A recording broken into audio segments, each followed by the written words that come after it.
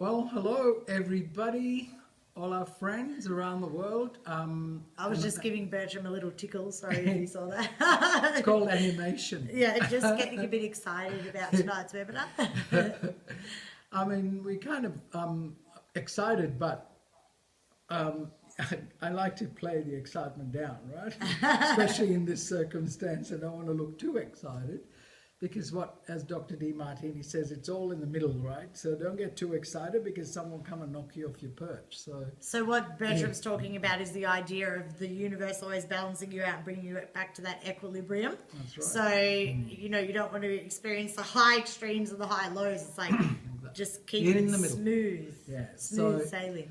Just as a quick introduction, this is Rachel, and Rachel and I have, Rachel's been a coach of mine along the way and helped me in my life journey.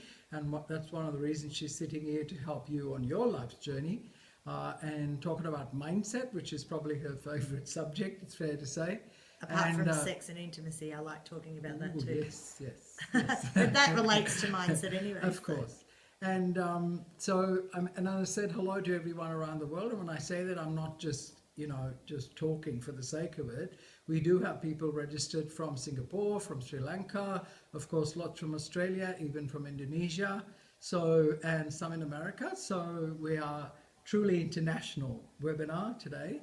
And we're international. Sri Lanka, Australia, Australian Maltese, now, of course, Maltese yes. background. But I mean, those who know me from a little while ago will know me in a different situation, obviously, because today I'm not what I used to be 5 years ago, even 10 years ago, because I guess It's a Breeze was originally It's a Breeze property, and it's now kind of morphed into It's a Breeze, which is more about being holistic and looking after people's health, wealth, and well-being in terms of growing that community of like-minded people.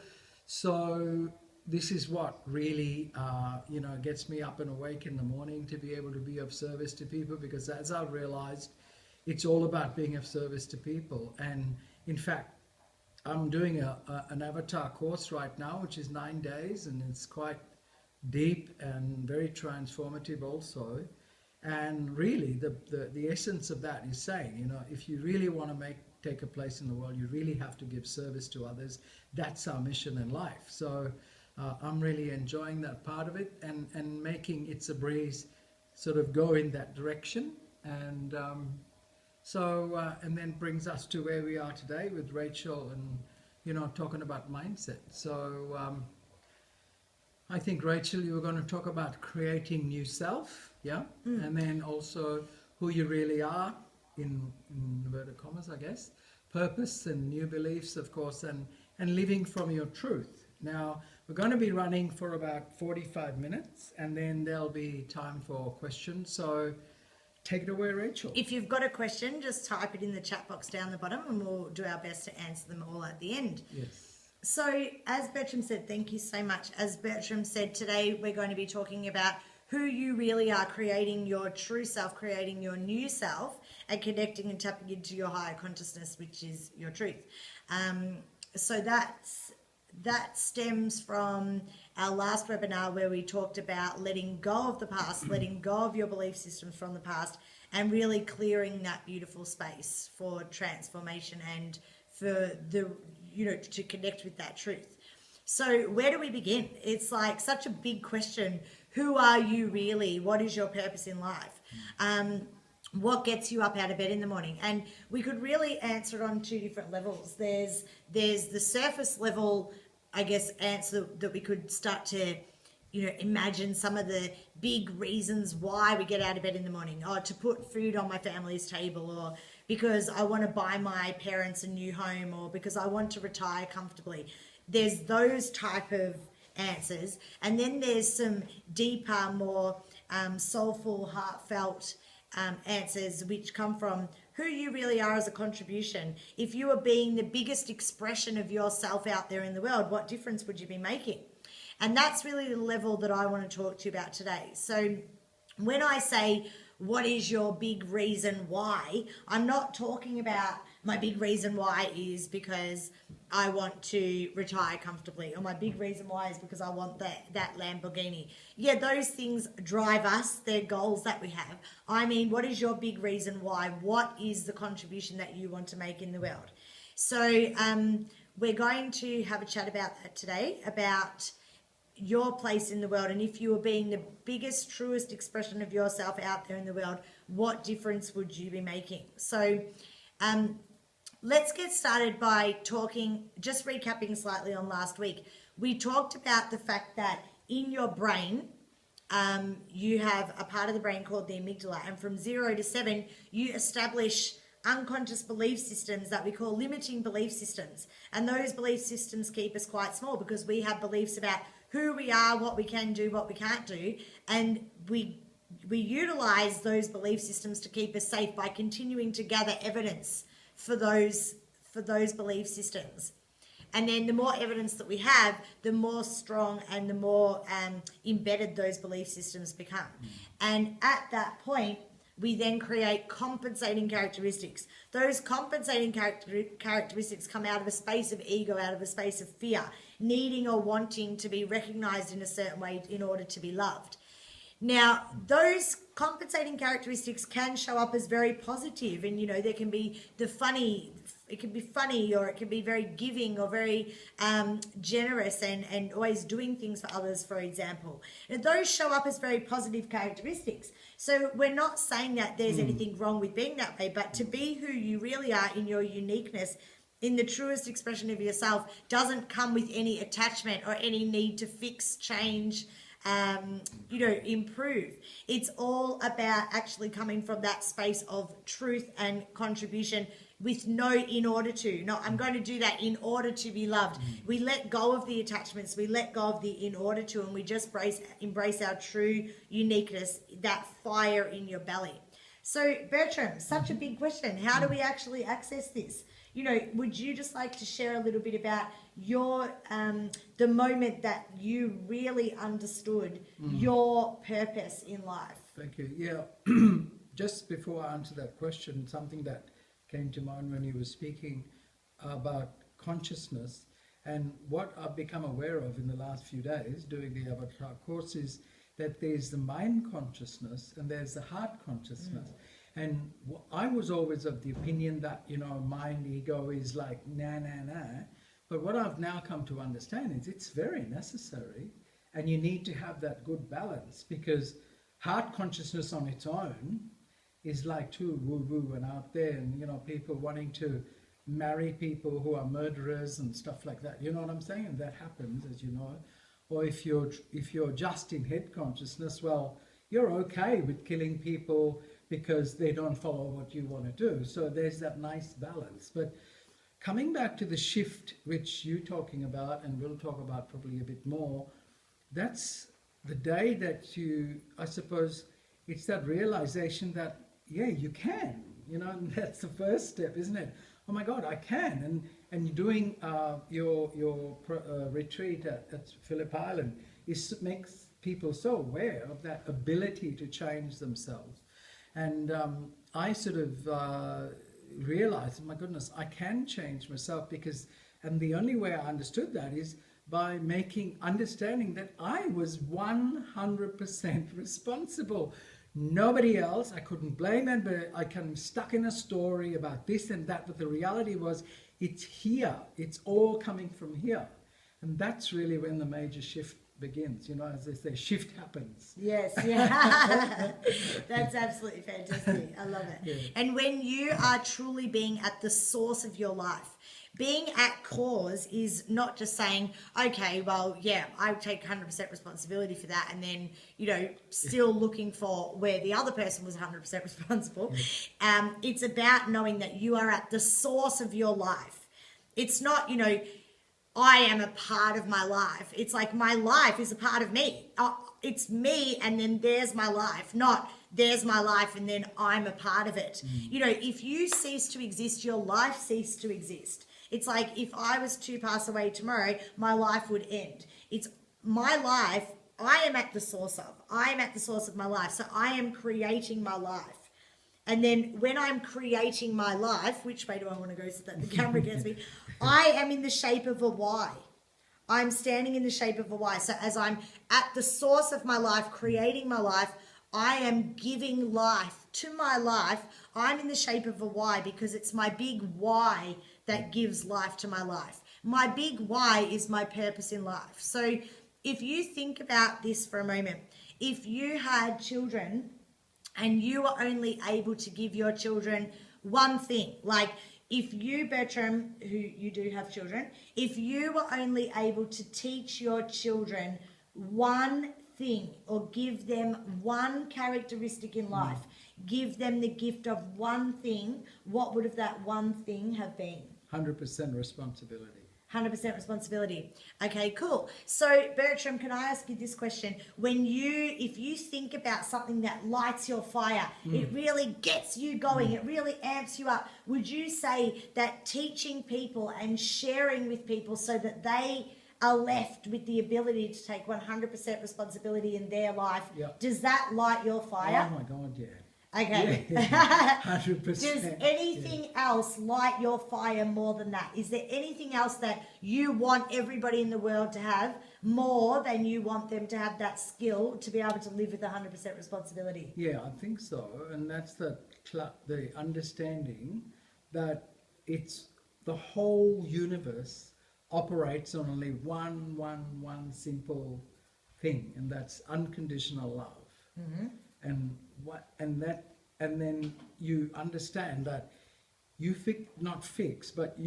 you have unconditional love for yourself.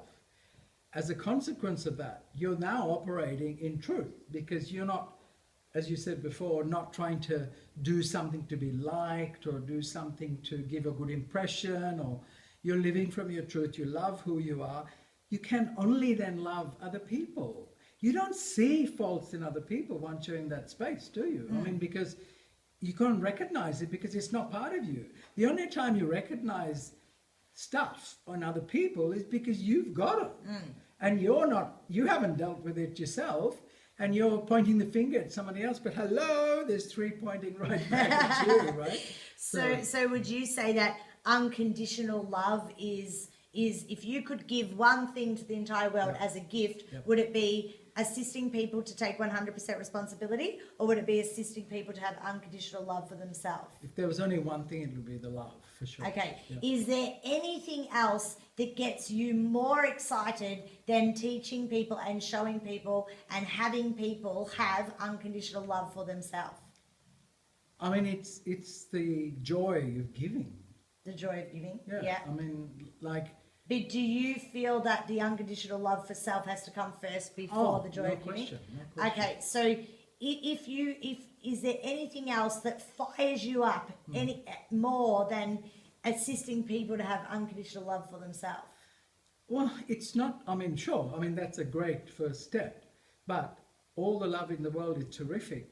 At the same time, though, I love to see people living the life of their dreams, living the life they imagine, which you talk about a lot, right?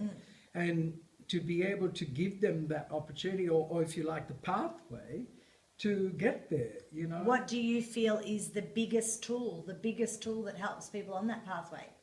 Well, taking 100% responsibility. So we're looping around. Cool. That's right. What I'm trying to do with Bertram is I'm actually taking him through a series of questions to help him to access his purpose in life.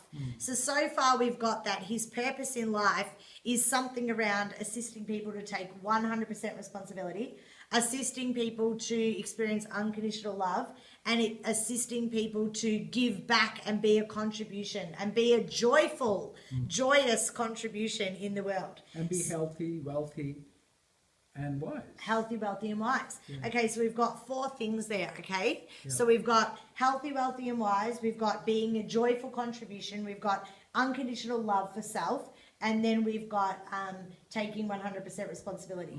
If you visualize those 4 things, which one gets you going, really turns you on?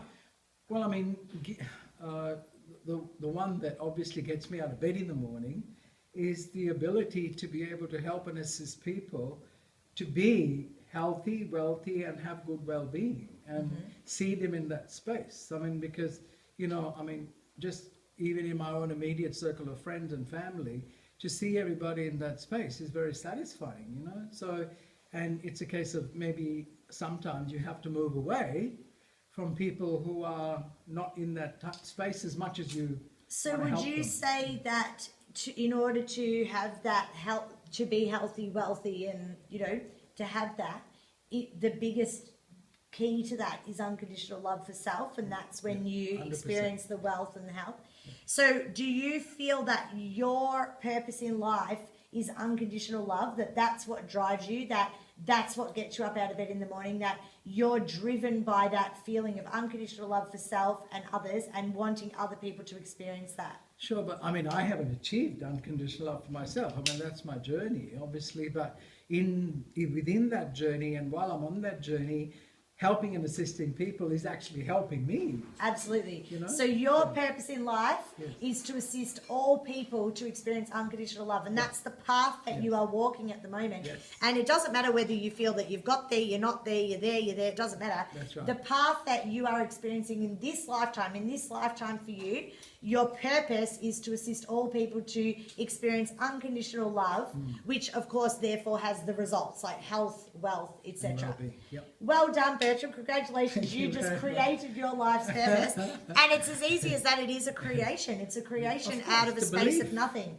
It's a belief. Yeah. My purpose is. Now, my purpose is to empower people. That is my purpose. Now, it might seem funny that I am literally, something as big as a life's purpose, that I am dwindling it down to one word, but then it's very simple. I mean, people go on treks and travels, and they leave home and they go all around the world to try and find something or find themselves or find their purpose. It's something that you can create right now. You can create a purpose for yourself. My purpose is to empower people. That's all it is. It's as simple as that. Now, I take that purpose in with me. I take that purpose in with me when I'm with a client. I take it in with me when I'm with my family. I take it in with me when I'm with my friends. It guides me. It helps me. If I'm at a crossroad, I come back to that question. What would assist me right now even more to empower myself and other people? Because that is my purpose in life. So, and for you, it's coming back to that space of unconditional love. Yeah. So you guys can take yourself, listen and watch this webinar over again and take notice of some of those questions and really use those questions to assist you to create a life's purpose for yourself. And it can be as simple as one word. My purpose in life is to assist all people to experience love. My purpose in life is to experience all people to experience My purpose in life is to assist all people to experience inspiration. My purpose in life is to assist all people to experience deep level of self-esteem. And then that purpose is actually going to drive you. It's going to help you to choose what you want to do in your business, what career, what path you want to go down. You'll see now as you look back over your entire life, that purpose has always been there guiding the way. It's always been there guiding the way. The choices that you've made, the path that you've trodden, the careers that you've had, the conversations that you have, it's always been there. It's actually underpinned everything, but you were not aware of it. So you've always been living from a space of purpose. You've always been living true to who you really are deep down, but there's probably been a whole bunch of crap on top of it as well. But once we can get rid of all of that, you come back to something that's already there. It's already true for you because that's who you've always been. So when we talk about creating your true self, your real self, it's not about going off and learning a whole bunch of new things. It's coming back to a space of truth of who you already are, but then acting upon that. So if you are being... So for you, if you are being the embodiment of unconditional love, what would you be doing? What would you be doing if you were the embodiment of unconditional love, Bertram? What are some things you would do? What do people who live from that space of unconditional love all of the time, what do they do? You come back to a simplistic situation where when you're in unconditional love, you just want to give. You just want to give and give and give.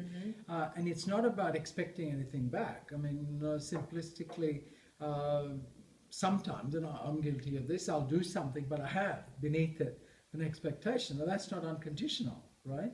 But sometimes, a lot of the time, I just do things because I just want to, because just seeing the joy in that person's face is thanks enough, you know?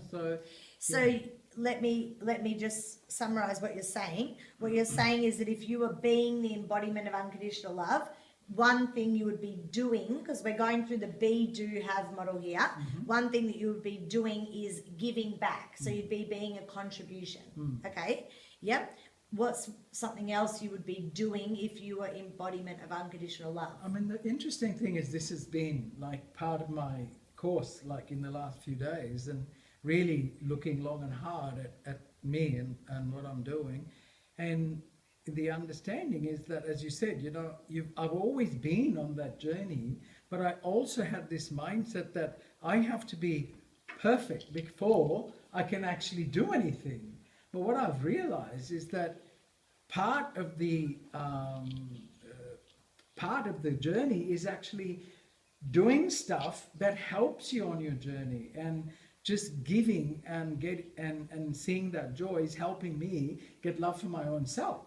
So I'm hearing the first thing that you would do is to give back. The second thing, another thing that you would do is to do more personal development to nourish and grow, continue with growing. Yes. Okay, yep. So if you're being the embodiment of unconditional love, what's something else? What's the third thing that you would do?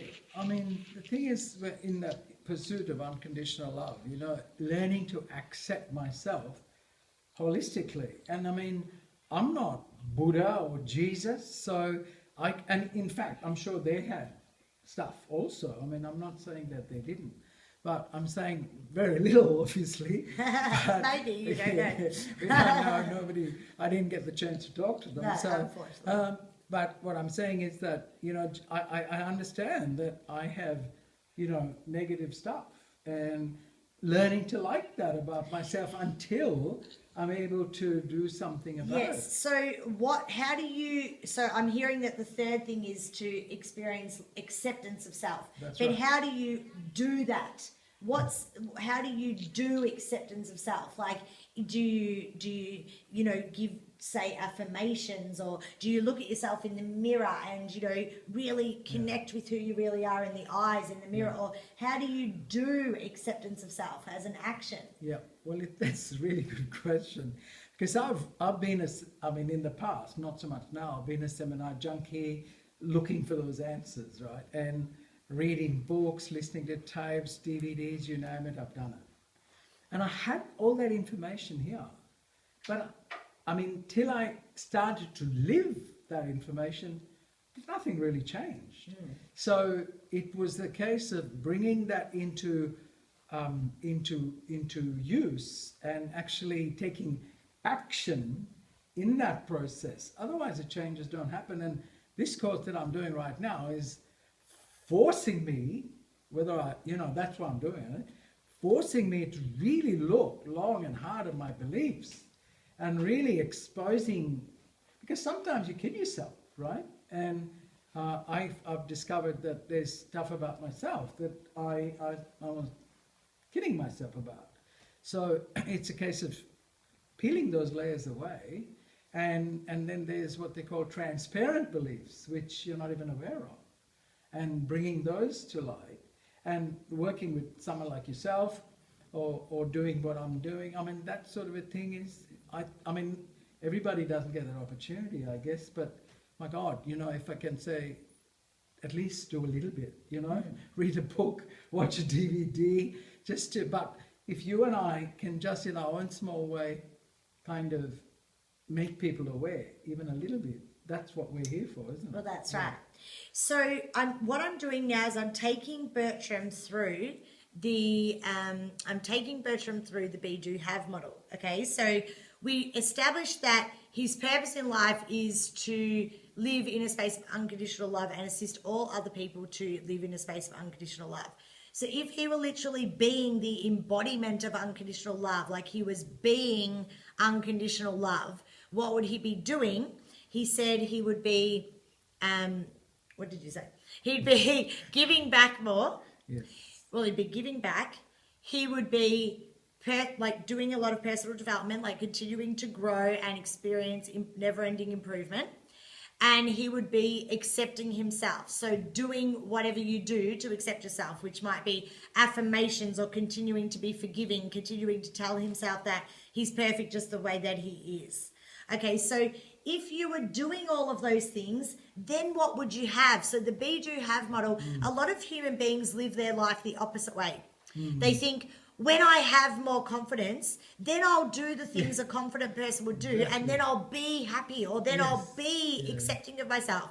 But that really puts you in a position of being at effect, because you just have to sit there waiting until you have that certain thing. Now, unfortunately, you don't know when that's going to miraculously drop out of the sky and land on your head like a big blob of bird poo.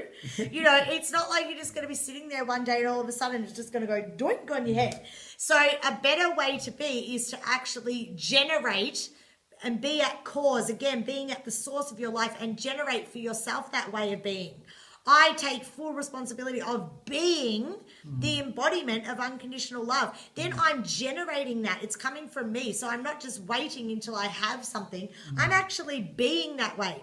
So if you don't know how to be that way because you've never been that way before, find somebody in your life who is that way. So my partner is extremely laid back, and believe it or not, I struggle to be quite laid back. And most people don't believe that about me because I'm just so relaxed. But I'm being sarcastic, because if you know me, I'm like a bundle of energy. So I had wanted to work on being more laid back.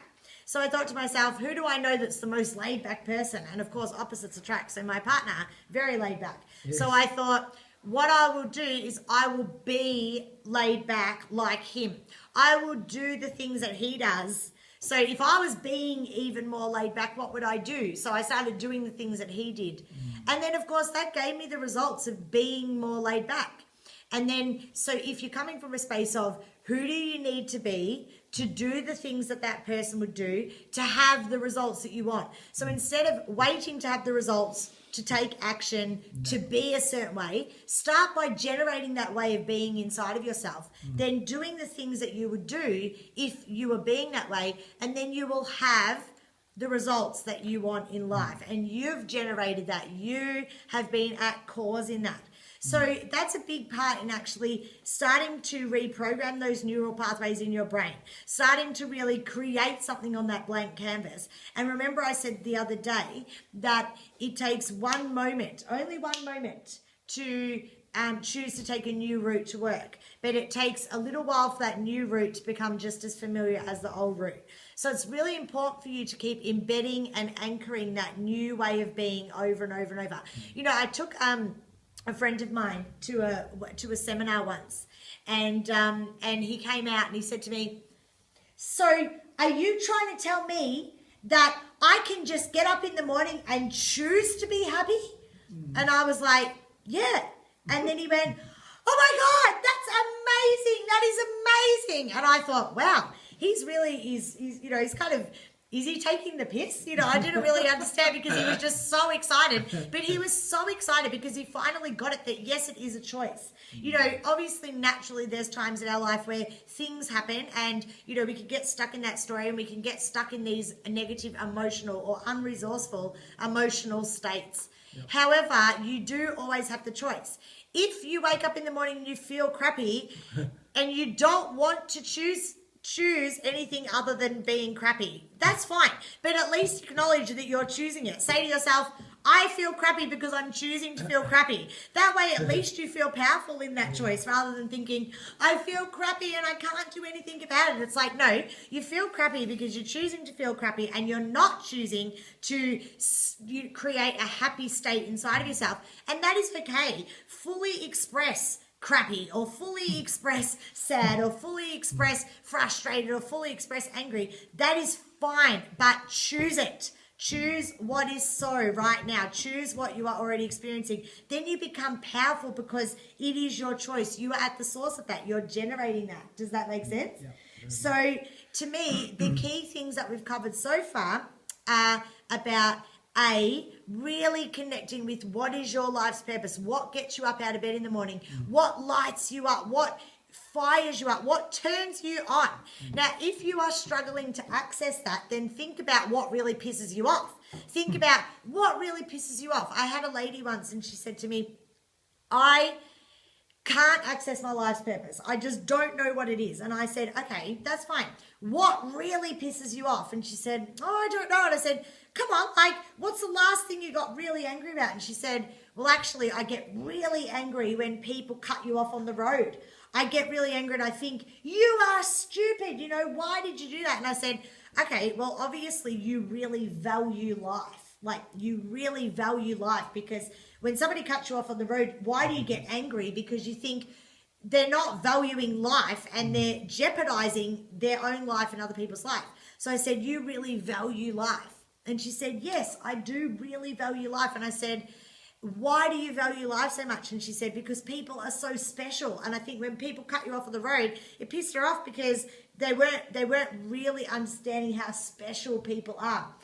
So I said, your life's purpose is about assisting other people to understand how special they are, to understand their own sense of self-worth. You see, so I got to her life's purpose by showing her the flip side of what really shits her up the wall, and that helped her to connect with, well, actually, I think people are amazing. I think they're worthy, and I want to help all people to see how worthy they are, you know. So we've established that it's really important to understand your big why in life, because that why is really driving everything. It's at the source of you creating your life moment by moment. Yeah. And then to really embed that, we bring it back to the be, do, have model, which is about really choosing the states, the resourceful states and the resourceful characteristic, the ways of being that you want to experience on a regular basis. That's who you really want to be. You know, you can design yourself and then you can actually do the things that you would be doing if you were being that way, and then have the sorts of results that that sort of person's going to have. I'm hoping that that makes sense for you all. And I know, look, it's you've probably read this before somewhere, or you've seen this before, and it seems simple, but it's actually life-changing. Because if you walk into a meeting and you think, today I'm going to be fabulous and funny and really loving and connected, it will create a huge shift for you. In my previous relationship, I used to say to myself a lot in my head, we've got really bad communication. This is not the way I want to communicate. Our communication sucks. I'm not happy with our communication. And then it dawned on me, what you focus on is what you get, to the exclusion of everything else. So if you want to be seeing something in your life, you need to focus on it. But I was focusing on all the crap that I hated. So of course that's all I was seeing. And then I truly believed that that was the way that it was. But I thought to myself, what if I was to focus on the good? Then maybe that's all that I'd see. And then maybe that will show up for me as the truth about how it really is. So then I started telling myself, we've got amazing communication. We've got amazing communication. We've got amazing communication. He's such a good communicator. He loves me. He thinks what I've got to say is really important. He values what I've got to say. And I started to see more evidence for that coming in. Now, with that belief system, obviously because it was so new, the little voice in here would say, no, he doesn't. Look, he doesn't give a shit. He doesn't care what you've got to say. And then I'd say, no, I am being really connected. I'm being a really great communicator. I'm being really trusting. I'm being really loving. And it's like, okay, so if I were being really trusting, if I were being really loving, if I were being somebody who thought that, you know, my partner loved me and thought I was a great communicator, what would I do? Okay, well, instead of rolling over in bed and putting my back to him and thinking, up yours, you don't care what I've got to say, no matter what I was feeling inside, even if I was feeling a little bit rejected or not listened to, just knowing that that's my own bullshit and coming in for a little snuggle, you know, if I were being loving, I'd do the things a loving person would do. And then, of course, after you've had the snuggle, then you think, oh, he does love me, and you have the result that you're looking for, and you're gathering evidence for your new belief systems. Does that make sense, Bertram? Yeah, absolutely. Can you think of an example of where you have applied the Be, Do, Have model and you've really embodied a new way of being that you wanted for yourself in your life? Actually, it's quite interesting because years and years and years ago, I mean, obviously being a salesman for many, many years and part of sales training, I remember this guy saying, you know, Tom Hopkins, I think, was an American trainer, and he said, "Fake it till you make it." You know? And it seemed, honestly, when I heard that, I went, "Ugh." But I now realize, you know, some years later, that's not a bad thing, because, as you said, you know, you bring in those changes because it's just a bloody belief that you need to change and own it. Yeah, And own it. You know, that's it's right. not really, I think we cringe with fake it till we make it because of the word fake it. Yeah. But it's not, it's just really step into it and go, yeah, okay, I'm going to practice being laid back. I'm going to practice being confident. I'm going to do the things a confident person would do, That's right. you know. And, I mean, I never saw myself as a public speaker. And although I was an auctioneer and I enjoyed them, I was actually playing a part. I wasn't actually me. I was the auctioneer. So I was hiding behind that character. And I've been on stage, you know, in school and stuff like that. Love being on stage, even in music. But it was like not me, you know. Whereas now, all of a sudden, oh, I'm not a good public speaker. And then when my mum passed away, I thought, I've got to talk about this. I don't know why. I just felt compelled to speak about my mum. And I thought, you know. And then I stood up to talk about mum. I had a couple of notes and, oh my God, the words just came, you know. And I'm going, shit, mum's helping me here, you know. And the words just tumbled out of my mouth and I was so relaxed and comfortable. And people came up afterwards and said, oh my God, that was so lovely, you know. We didn't know your mum, but we feel like we really know her now. And I went, oh, you know. I put myself through the fear barrier to get to the other side. And that's why I love that saying, you know, life begins at the end of your comfort zone. And since then I went, I can do this, you know. I think the reason why you were so successful though in that speaking was because you really stepped into being a public speaker. You know, you weren't attached to the outcome or thinking, in your head. You came in your heart. You know, Yes. you really were just coming from a space of being a contribution, of being loving, and that was really generated in that space. Showing my love for my mum. Yeah. And it was like, as you said, you know, coming from heart space, nothing to do with my head. I was just telling them about my mum, whom I love so much. And Yes, it was so absolutely. easy. Yeah. And then that gave me the confidence to say, oh, you can do this again. That's what we're talking about here, like having a bigger purpose, having a bigger reason why. The reason why for Bertram was about wanting to honour his mum. It wasn't about doing a good public speaking. That's right. It wasn't about, you know, doing a fabulous speech. It was about honouring his mum. And just that shift of focus makes the biggest of differences. So now I'd like to talk about, we've talked about empowering beliefs. We've talked about, you know, how to choose emotional states. We've talked about your purpose. I really want to talk now about state, like physiology, because your physiology can be a big contribution to your psychology. Now, Bertram, if you could just do something with me for a moment. Okay, I want you to sit in a really depressed state. Like, I want you to think about something that really upsets you, like something that really actually pulls at your heartstrings, and I want you to really show me how you would be sitting if you were really thinking about that. Okay, now answer these questions for me. Are your shoulders back or forward? Pretty forward, I think. Is your breathing, Shallow. it's shallow, it's not deep, so deep or shallow? Shallow. Is your voice loud or soft? Soft. It's soft. Are your eyes up or down? Down. Down. Okay, good. So now I want you to sit in a confident, think about something where you feel really confident. I want you to shift your physiology to a confident state. Yeah. Okay, good. Yeah. So breathe the way you'd be breathing. Are your shoulders forward or back? Back. Yeah. Is your voice soft or loud? Louder, much louder. Much Yeah. louder.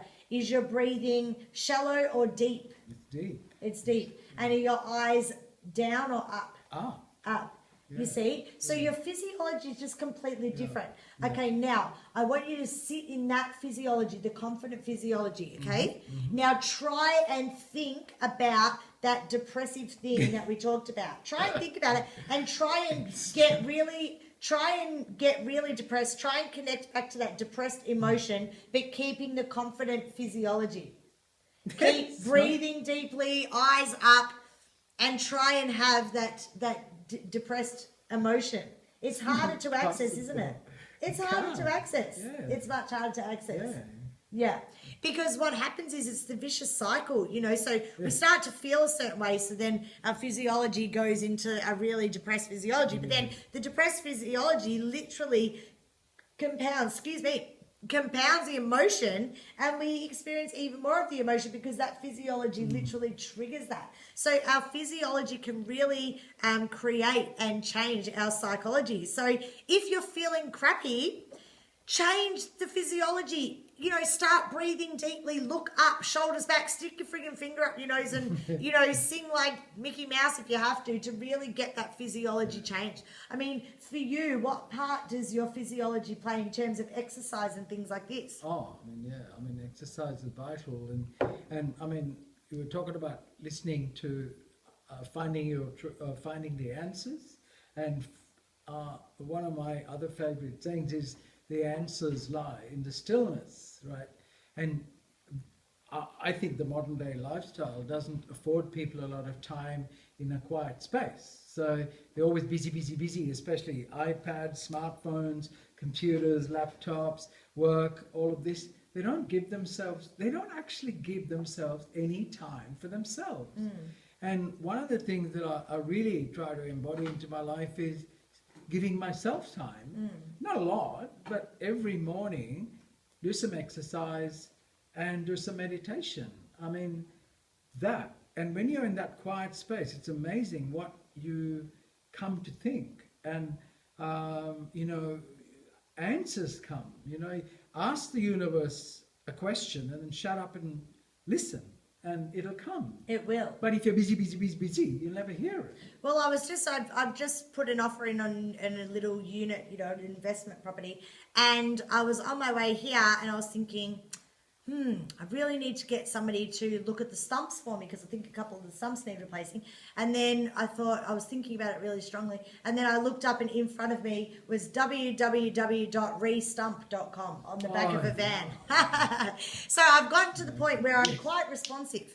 I think something, it happens. I was thinking to myself today, I sent my friend Dan an email a couple of weeks ago and I hadn't heard back, and I thought, I haven't heard from Dan. It would be really great to see Dan soon. And then I went and looked on Facebook and there was a message from Dan. It's really tuning in to that responsiveness, but noticing it as well. If you pass things off as a coincidence, you're actually selling yourself short. If you really understand that you're creating that, you're manifesting that, you're in control of that, whatever results that you are getting, you are winning the game. It's just that oftentimes we think we're playing a different game than the one we are actually playing.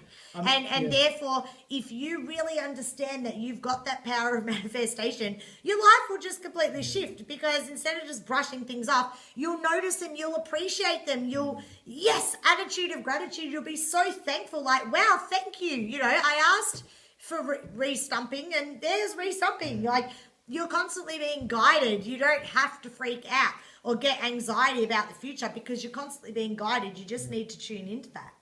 And I just put on Facebook today on my timeline, are you reacting to life or is life reacting to you? And it's actually a concept that some people would find ridiculous, to think that they actually can create things to happen. But as you were just saying, I'll think about someone and then they'll call me. Now, is that a coincidence? Not at all. I mean, Carl Jung called it synchronicities, and they happen all the time, because if you, as you said, know your purpose, have a vision of the future, trust that it will happen, and embody belief systems that enhance you on this life journey, then bloody happen. The universe will literally just conspire and align for you to actually have that, because that is what you're meant to be doing on this journey in life. That's who you're meant to be. That's what you're meant to be doing. That's the difference you're meant to be making. So if it's aligned with the life's purpose that is your God-given purpose or God-given journey on this in this lifetime? Of course it will align. Of course it will align. Now, we're just going to wrap up soon, just so we've got a chance to answer any questions that we've had. But what I wanted to actually leave you with now is when we're talking about creating yourself, your new self, connecting with your new self and creating that, it's a moment by moment thing. It's like, and who am I now? Who am I now? Who am I now? Who am I now? It's moment by moment, because we're creating ourselves moment by moment, because there is no past and there is no future in this moment right now and now and now and now. So intimacy, a lot of people think that intimacy is getting to know somebody better and knowing somebody for longer and knowing somebody more and more deeply. So the longer I've known you, Bertram, the more intimate we will become. But I think that's a load of bullshit. Yeah. To me, intimacy is about understanding that the Bertram that I knew yesterday is not the same Bertram that I know today, because Bertram has learnt so much in that 24-hour period. Bertram might have made a life-changing decision this morning that he was going to choose to be embodying a state of confidence and strength, and that he was going to shift who he is and start really being a different way. So if I relate to Bertram as he was yesterday, that's not intimacy. If I get to know Bertram better, that's not intimacy, because that's the old Bertram that I'm relating to. I'm bringing the past, I'm bringing an already perception, an already established, a fixed way of thinking about Bertram into the present. That's not experiencing Bertram as he is right now. Experiencing him as he is right now, that is intimacy, because intimacy exists right now in this moment. It's a connection between two souls in this moment. So it can't deepen, it cannot get better with knowing somebody more. It's about becoming more skilled at tapping into deep, better intimacy in the moment of now. That's the only moment that it exists, and it's a deep connection right now with Bertram as he is right now, in his spontaneity, in the present moment. Does that make sense? Yeah, I mean, I was reading something that Ram Dass had written the other day, and the question somebody asked was, how do I know when I meet my soulmate? And it was such a simple answer, which actually I hadn't even thought of. He said, if we're all connected and if we're all souls, how can you have a soulmate? Because they're all soulmates. And I went, oh yeah, I never thought of it that way. To me, I feel like if we really are all one, and you are only just an extension of me because I'm seeing you with my eyes and listening to you with my ears, I must be my own soulmate, because I'm the only thing that actually exists for myself, and everything else is just an extension of me. So I am my own soulmate, and then I create you, and I create my previous partner, and I create the partner before that, and I love them all, and I created all of them. And I did such a good job because they were all beautiful people, but I created all of them at that time in my life to be a part of me that I literally just wanted to place over there and have reflected back at me, so that I could learn. It could mix things up for me. It's like, I'm constantly really only ever communicating with myself that I've just projected onto another human being. So I don't believe that there's a soulmate. I believe, as you said, we're all soulmates. It's, why would we categorize? Why would we create that distinction? It's all about separation. Human beings want to separate things, You're over here and I'm here. It's ego, it's fear. If it's ego that creates the soulmate. It's this separation, it's we're all one. So that's unconditional love. That's beauty, Yeah. So have there been any questions come in? Let's just have a look. Does anybody have any questions? We might just flick through a couple more of these slides. Did you want to? Yeah, there's only one left. Okay, awesome. Yeah. Have we got any questions, guys? I think there's a question there, Rachel, and that's what they're asking is, if you had to pick one way in which to bring those changes into your life, if you had to pick one, what would that be? Oh gosh, why? Question time's been so challenging these last couple of weeks. Look, to be completely honest, the thing that's going to create the biggest change in your life is shifting your belief systems. It all comes down to belief systems, because it's in your belief systems that's where you'll find the ego. That's where you'll find the fear. That's where you'll find your truth. It's all about belief systems. It's all about perception.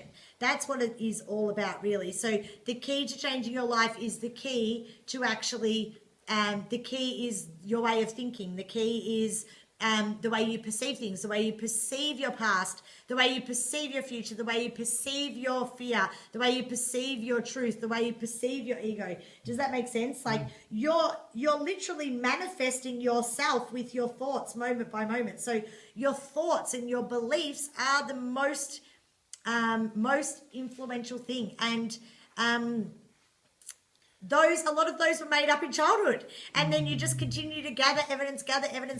So truly, the biggest thing that you can do for yourself is to change your way of thinking, change your belief systems, clear some space for yourself, for God's sakes. Have that beautiful flow of chi through your body, because you're free of the constraints from the past. You're free of the blockages. You're free of the thought processes. You know, my sister has just been going through a really challenging time. Her partner passed away 3 weeks ago in a motorbike accident, and she said to me today, she said, thank God that I've done this work on myself where I'm really free from the limiting belief systems of the past, and I'm really, living in the now, and I'm embracing unconditional love, and I'm connected to my truth, because she said, the old me previous to going through that transformation would not have been able to cope with this. Like, I would have been the victim. I would have made it all about me and made up this big story. And there would have been so much more around it than the trauma. Like, the actual thing that has happened, him passing, is traumatic enough, let alone living inside all of these stories about what has happened, having it add to, the burden that you carry around of this identity. And it's okay if you're still living inside that space of identity, and we all are to a certain extent. As we said, you might be free of it, but then the next thing, something else happens and it adds a whole bunch more stuff, and you've got to cleanse that away as well. And that's okay. It's okay if that's where you're at. There's no shame in it. If every human being has had our brain develop in that same way. There's nothing wrong with you. There's nothing different about you. We've all got the functionality in our brain all works that way. It's just a matter of you saying, is now the time that I really want to take charge of that and find out more about myself, find out more about my mechanics, find out more about my machinery, find out about my brain functionality and how that works. And if you want to do that, come to one of my 3-day retreats, or contact Bertram and, get a copy of our book, or just have a chat with Bertram. He knows everything. Yeah, forgot about the book. Yeah, where's our book? Where's the book? We need our prop. So Bertram and I both wrote chapters in a book. Yeah. How to live the life of your dreams. You can live the life of your dreams. So if you'd like a copy of our book, just get in contact with us. Yeah, we'll be happy. It's $29.95, but you can have it 2 for 1. Yes, 2 for 1. 2 for 1. Yeah, 2 for 1. You could have 2 for the price of 1. That way you can put it in the stocking. Yes. The stocking There's for a 2 of us, Christmas gift. Awesome. Yeah. So what other questions do we have? Well, the concept that is challenging, obviously, for some people is the concept of understanding that we're all the same. They're all the same energy, because as in my understanding and my readings and all of the stuff that I've done, I've now realized that my education was actually called indoctrination. And I've ended up with these things called mind viruses, where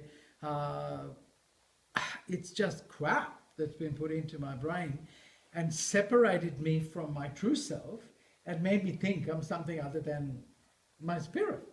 So we are not encouraged, are we, as in our education system, to understand this. It's crazy. But my God, if we're talking about things that we would love to do to change the world, that if we can change the education system to teach life skills, or not even life skills. I don't think as human beings we need to learn anything. I think we're capable of learning everything that we need to learn through just experiencing life. I think the biggest thing that we need to assistance with is to really understand our own uniqueness as an individual, and then recognize how to create community, how to actually be one with each other, still express our individual uniqueness and come together as one and move in the same direction. You know, that's the beauty of it. So That reminds me of a Michael Jackson song, doesn't it? We are the world. we are the children. God, me and Bertram love singing together, so don't get us started. But I think, you know, have a little think about when you start a business, for example, what's the first thing you think of? You think, what's my unique selling proposition? What's my uniqueness? What's unique? What? How am I going to position myself? How am I going I'm to? going to get a copy of the book.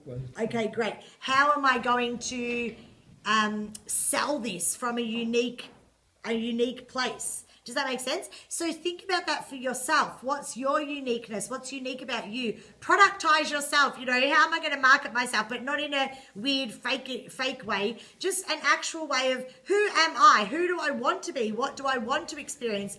What sort of personality would I like to experience having in my life? And really embrace that and grow that. You know, at school, it's like, oh, you're good at English, but you're not good at maths, so we're going to put you in extra maths classes. I say, if you're not good at maths, fuck the maths classes and just focus on the English, because just do what you love doing and what you're really good at doing, and just make that amazing and focus all your energy on that, rather than trying to be mediocre at a whole bunch of things, because you're spreading that. Just forget the things that you don't enjoy doing and just go straight for what you love doing and get really skilled at that, because that's when the whole universe is going to get behind you and you'll be energized and it'll be conspiring for your success, and things will just fall into place quite easily when you're tapped into that, when you're in your flow. In the You flow. can live the life of your dreams. Yes. So I wrote a chapter on mindset, chapter 2, and Bertram wrote a chapter on building wealth. And we'd absolutely love for you to get your hands on a copy. Yeah, and 2 for 1. 2 for 1. Just email us and we'll be happy to post it out to you. And obviously we're nearly at the end of our session, so I hope you enjoyed it. We're on again next week, same bat Yes, time, same that's bat right. channel. And next week we've got John Toomey. Mm-hmm. John Toomey is an internationally recognized speaker and very, very experienced in the degree of physiology, as we talked about, health, She's sports amazing. physiology, food, diet. Oh my God, You have to be on to listen to Yeah, this. it And is. anybody in your life who's experiencing cancer at the moment or whatever, get them on listening. It's really And important. I mean, food allergies, how to eat well, diet. Oh God, he covers a multitude of things. He's on for 2 weeks, so it's going to be a joy having a listen to what John has to say. John actually is in Ballarat, where I am doing. He's an avatar master or avatar wizard, and he's done everything. But he's, I'm working with me at the moment also, and he's an amazing guy with an amazing knowledge on all sorts of things, but more particularly his real thing is health, right? Yes, so get on he's get on written next books week. and stuff. So Definitely. yeah. So hopefully we'll see you next week. We'll Thank shoot you out so a much. link. Please, I'm going to give you my phone number, 0401 887766. Really easy. Don't write it on a toilet door anywhere. Just give me a call if you've got any questions, or if you just want to give us some feedback, or if you just want to chat, if you want to say, hey, guess what? As a result of the last webinar, I went out and I did this and I created these results. Wow, we would love to hear about that. And please visit us on Facebook and leave some comments and encourage other people to attend these webinars, because we're doing them from a space of contribution. We want people to see this material because we want to embed even small little changes in thinking, or just inspire them to perhaps go out and do a course or read our book or come and contact us. So that would be great. Thank you so much for listening in and for being the type of person who's committed to creating change in your life and really fulfilling upon your potential. It takes a lot. It takes a lot of courage. Cool. So thank you again. See you later, and see you next week. See you later.